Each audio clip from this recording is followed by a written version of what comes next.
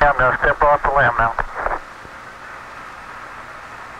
That's one small step for man, one giant leap for mankind.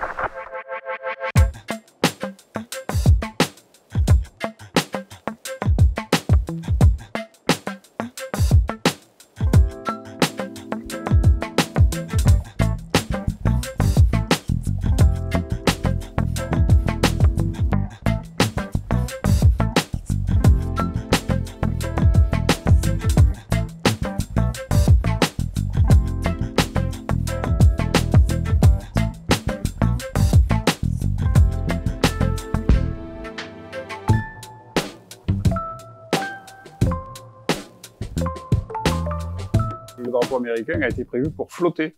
Il y a un mât, mais il y a un montant horizontal qui était télescopique et qui devait tenir le drapeau de manière à ce qu'il soit visible. Sinon, il aurait été en berne en quelque sorte. Il aurait pendu puisqu'il n'y a pas d'air, il n'y a pas de brise pour le faire flotter. Neil Armstrong, qui était chargé de ça, n'a pas réussi à le déployer complètement. Ce qui fait qu'au final, le drapeau n'a pas été tendu. Il a gardé cet aspect chiffonné. Il faut penser qu'il a passé plusieurs jours emballé, plié. Alors sur les images, au moment où Armstrong et Aldrin l'installent, on le voit aussi osciller un petit peu. Alors ce n'est pas dû au vent, mais tout simplement au mouvement que les astronautes ont imprimé au drapeau pendant qu'ils l'installaient. Il faut savoir que sur la Lune, comme il n'y a pas d'atmosphère et que la gravité est beaucoup plus réduite que sur Terre, tous ces mouvements d'oscillation vont durer un temps beaucoup plus long que sur Terre.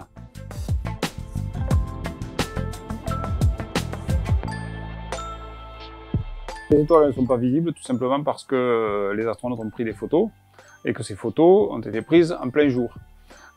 Donc les temps d'exposition sont de quelques centièmes de seconde. Et avec un temps d'exposition comme ça, vous n'avez aucune chance de voir une étoile, y compris si le ciel est noir. C'est le cas sur la Lune puisqu'il n'y a pas d'atmosphère, vous n'avez pas un ciel bleu. Alors on est en plein jour mais le ciel est noir. Malgré tout, il y a quelques astronautes dans les missions Apollo 14 et Apollo 16 qui ont pris des photos où on voit des portions de ciel. Eh bien, il y a un astre très brillant dans le ciel, c'est Vénus. Alors, ce n'est pas une étoile, c'est une planète, mais à l'œil nu, on dirait une étoile. C'est un point très brillant dans le ciel. Eh bien, les astronautes, malgré ces temps d'exposition très courts, et comme Vénus est très brillante, ont permis de voir Vénus. On peut voir les astres les plus brillants, comme la Terre, ou Vénus, mais les étoiles sont trop peu brillantes pour être vues, en tout cas avec des temps d'exposition aussi courts sur la Lune.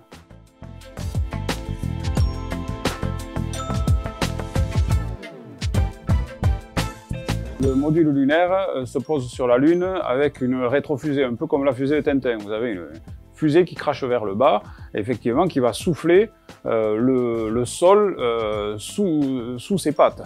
Vous avez une couche qu'on appelle de régolithe, c'est-à-dire c'est de la pierre qui est pulvérisée par les météorites et les micrométéorites qui tombent sans cesse sur la Lune depuis des milliards d'années. Et donc ça fait une couche qui fait quelques centimètres. Mais en dessous de cette couche fine et meuble, il y a des roches très dures. Notamment dans la mer de la Tranquillité, c'était du basalte, donc de la lave solidifiée. Et ce n'est pas la tuyère de la fusée du module lunaire qui va pouvoir user le basalte au point de créer un cratère.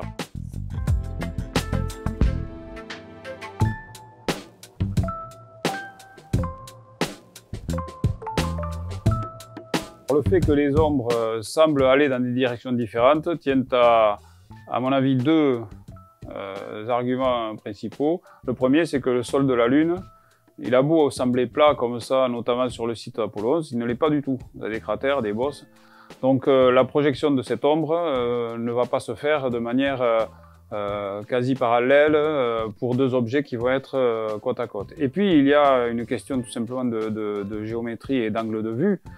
Si vous prenez un LEM par exemple qui est posé, et il y en a un exposé par exemple à la Cité de l'Espace à Toulouse en France, eh bien amusez-vous à prendre les photos de l'ombre du LEM avec il doit y avoir bien des arbres ou des choses autour et vous allez obtenir le même résultat finalement.